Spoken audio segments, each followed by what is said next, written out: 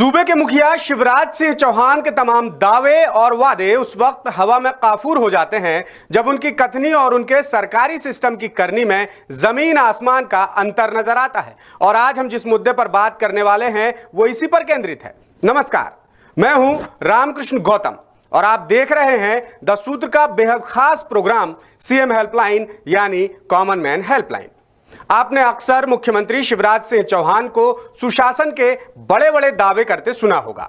कई बार तो वो खतरनाक मूड में भी दिखते हैं और गड़बड़ी करने वालों को जमीन में गाड़ देने की बात करते हैं, लेकिन उन्हीं का सरकारी सिस्टम उनकी बातों को धता बताने में लगा हुआ है। और आलम यह है कि मध्य प्रदेश की राजधानी भोपाल, जहां सीएम समेत तमाम नेता मंत्री बैठते हैं, बड़े बड़े अफसर बैठते हैं, जहां आम लोगों की परेशानियों का हल निकालने के लिए नीतियां बनती हैं, वहीं आम आदमी को न्याय के लिए दर दर भटकना पड़ रहा है। सरकारी सिस्टम में बैठे अधिकारी जिन पर जनता के दुख दर्द दूर करने की जिम्मेदारी है, वही अफसर लोगों की मदद करने के बजाय उन्हें परेशानी में डाल रहे हैं, यानी दिया तले अंधेरा। नेताओं के करीबियों और रसूखदारों के दबाव में ये अफसर कार्रवाई नहीं करते। ऐसा हम इसलिए कह रहे हैं क्योंकि बीजेपी नेताओं और मंत्रियों की आड़ लेकर रसूखदारों पर जबरन अवैध कब्जा करने के आरोप लग रहे हैं।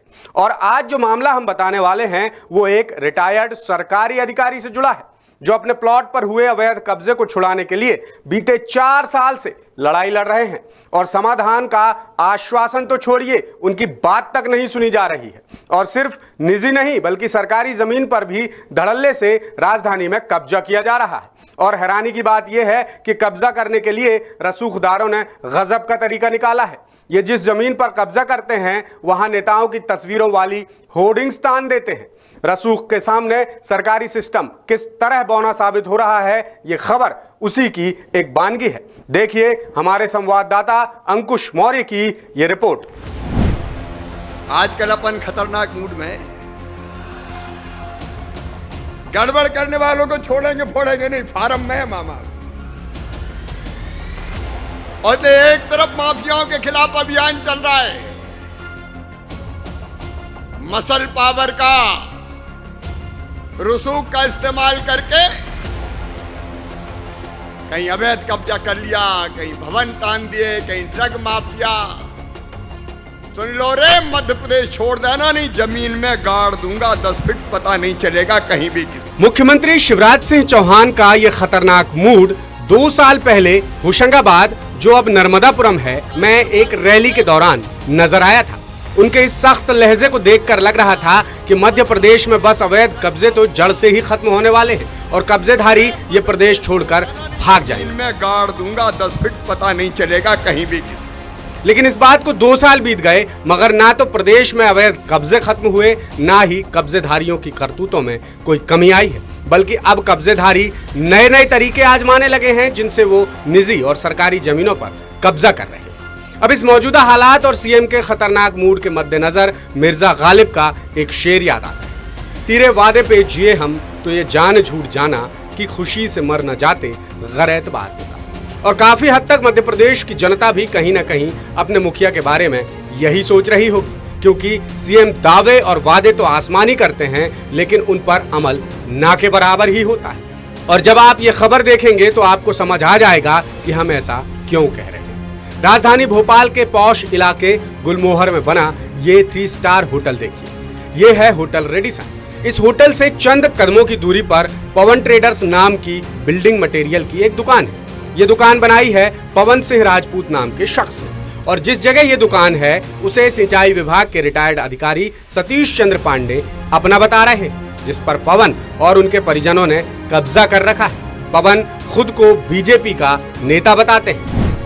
ये पवन सिंह राजपूत करके है, वहाँ पर उसने वो अपने सामान, ये गिट्टी रेत का सब पूरा का पूरा लगाया और अपना ऑफिस भी खोला है उसने वहाँ पर। आप उससे बोलते हैं कि ये मेरा प्लॉट है, हाँ, तो बोले नहीं वो मेरा है वो तो, और 4-5 गुंडों को लगा देता है, वो आकर बैठने लगते हैं। लेबर काम करने के लिए भेजो, लेबर को भी मारपीट करता है। थाने से पुलिस भी गई थी, थाने के पुलिस वालों को भी उसने भगा दिया है। पॉलिटिकल बैकग्राउंड है कुछ उसका, बीजेपी का वो पट्टा लगाए रखता है, वो अपना कुछ पॉलिटिकल बैकग्राउंड है उसका, कुछ ना कुछ, तभी तक जाके शिकायत का कुछ होता ही नहीं है। उनको नेताओं को पटा करके रखता है कि मेरा प्लाट है। उनको नेताओं को थोड़ी मालूम है कि ये इनका प्लाट है, कब्जा करके रखा है। वो नेताओं से इनॉग्रेशन भी कराता है, फीते भी कटवाता है, बैठता है, चाय भी पिलाता है, सब कुछ कराता है। वो नेताओं को कुछ भी नहीं है। सतीश चंद्र पांडे के पास प्लॉट की रजिस्ट्री और अन्य दस्तावेज उपलब्ध हैं, लेकिन प्लॉट पर कब्जा नहीं है। लिहाजा वो दफ्तरों के चक्कर काटने को मजबूर हैं।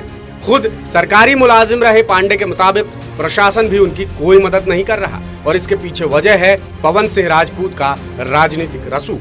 जब पवन ट्रेडर्स का शुभारंभ हुआ था तब मध्य प्रदेश के चिकित्सा शिक्षा मंत्री विश्वास सारंग और मेयर मालती राय भी पहुंची थी, जिसकी गवाही ये तस्वीरें दे रही हैं। अब अपनी प्रॉपर्टी पर कब्जे के लिए सतीश चंद्र पांडे बीते 4 साल से संघर्ष कर रहे हैं, लेकिन हर बार उच्च स्तर से चली फाइल एसडीएम कार्यालय तक आती है और ठंडे बस्ते में चली जाती है।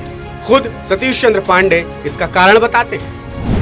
हमने दूरसंचार गृह निर्माण सहकारी समिति से शशि प्रकाश बुधोलिया का प्लाट था, उनसे हमने पावर ऑफ अटर्नी में गीता पांडे के नाम पर लिया था 1996 में। फिर उसके बाद में उसको 2014 में प्रियंक पांडे के नाम पर उसको रजिस्ट्री करा दी है। बिल्डिंग परमिशन 15 में ले लिया, राजधानी परियोजना से 15 में एनओसी ले ली, नजूल से 15 में एनओसी ले ली। फिर एसडीएम को हमने 31/12/19 को लिखा कि हमारे उसमें कब्जा कर लिया उन्होंने। फिर उसके बाद पुलिस उप महानिरीक्षक को भी 26/12/19 को लिखा, थाना शाहपुरा को लिखा। थाना शाहपुरा ने कब्जे की रिपोर्ट जो है वो एसडीएम को दे दी कि उनका कब्जा है, 107 नंबर का प्लाट है, तो आप कार्रवाई करें। पर एसडीएम ने कोई कार्रवाई नहीं करी। तहसीलदार को 23/5 में मैंने लिखा कब्जा हटाने के लिए आवेदन दिया, उन्होंने भी कुछ नहीं करा। फिर एसडीएम को 20 में दिया, फिर कलेक्टर साहब को सीएम हेल्पलाइन में 3/12/20 को दिया। उन्होंने थाना शाहपुरा तक आया और अपने ये एसडीएम के पास तक गया। एसडीएम ने फिर उसके बाद कोई कार्रवाई नहीं करी। फिर तहसीलदार को हमने बोला तो उन्होंने भी कोई कार्रवाई नहीं करी। फिर 23/10/21 को हमने अपर कलेक्टर को लिख दिया, आवेदन दिया, तो उन्होंने एसडीएम को और तहसीलदार को लेटर लिखा कि इसमें स्थल निरीक्षण कर हम कार्रवाई कर हमको बताएं, पर आज तक कोई जानकारी नहीं हुई।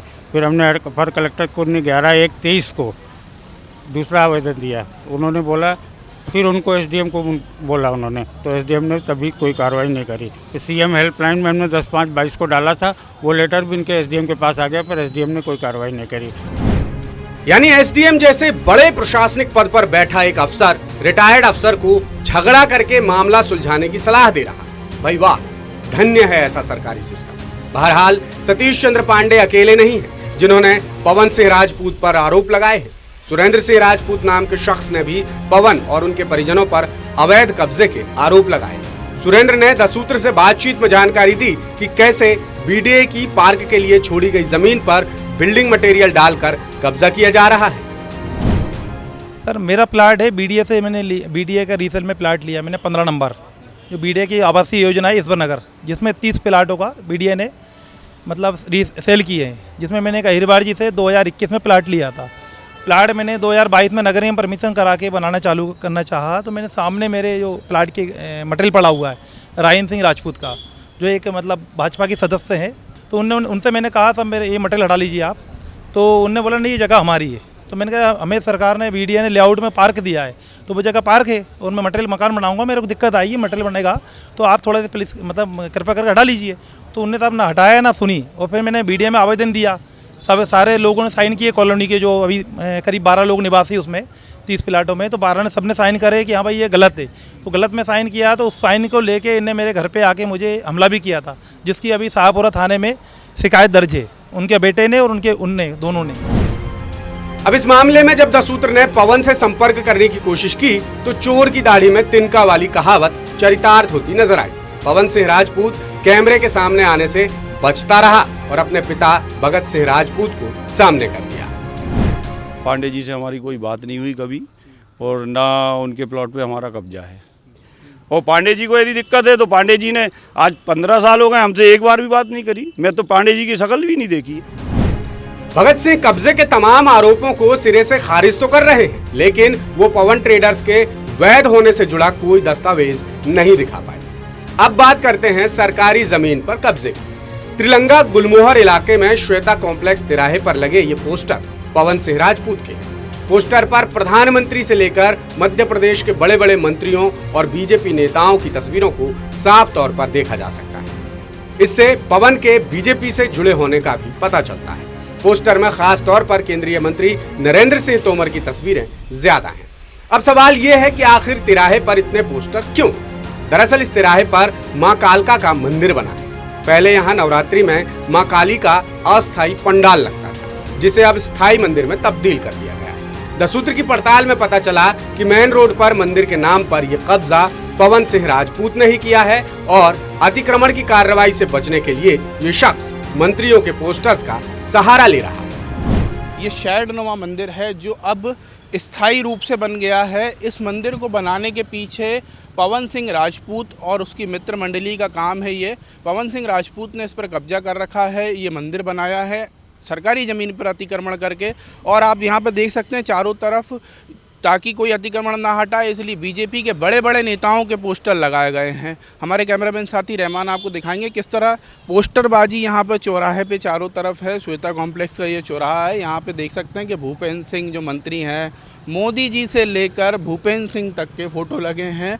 ख़ास तौर पर नरेंद्र सिंह तोमर के मित्र मंडल में अपने आप को बताता है ये पवन सिंह राजपूत। और इसी तरह मंदिर बनाकर मेन जगह पर अतिक्रमण किया है। मेन तिराहे पर श्वेता कॉम्प्लेक्स के यहाँ पर एक बड़ा अतिक्रमण है। यहाँ के जो रहवासी हैं, जहाँ के जो जानकार लोग हैं, उनका कहना है कि ये जो मंदिर है इसकी आड़ में अब गुमटियाँ बननी शुरू हो गई हैं। आजू बाजू ये जो गुमटियाँ हैं ये भी पवन सिंह राजपूत ने ही रखवाई है। मंदिर की आड़ में गुमटियों का ये अवैध धंधा इसी तरह शुरू होता है। एक मंदिर बनाया जाता है, फिर आजू बाजू की ज़मीन कब्जाई जाती है, प्रशासन कोई कार्रवाई ना करे इसलिए बड़े बड़े नेताओं के पोस्टर लगा दिए जाते हैं।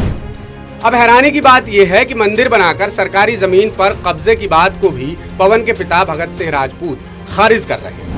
नहीं, हमारा कोई कब्जा नहीं है। मंदिर सार्वजनिक है और सभी धर्म प्रेमी बंधु वहाँ पर आते हैं और किसी एक के द्वारा कोई मंदिर का निर्माण नहीं होता। और क्योंकि मंदिर का निर्माण भी नहीं है, खाली मूर्ति रखी हुई है वहाँ पर अभी। बाकी कार्यक्रम होते रहते हैं, सभी सामाजिक बंधुओं द्वारा होते हैं जो अगल बगल के आसपास के कॉलोनी वाले हैं। आप चाहें तो जानकारी ले सकते हैं। कोई किसी का कब्जा नहीं है, ना किसी के पिताजी का मंदिर है, वो मंदिर सार्वजनिक है। भगत सिंह यहाँ भी सिर्फ मुंह जुबानी हाजिर है। उनके पास कोई भी दस्तावेज उपलब्ध नहीं है जो ये साबित कर सकें कि उनके बेटे ने अवैध कब्जा नहीं किया है, यानी उनके बेटे का जो निर्माण है वो वैध है।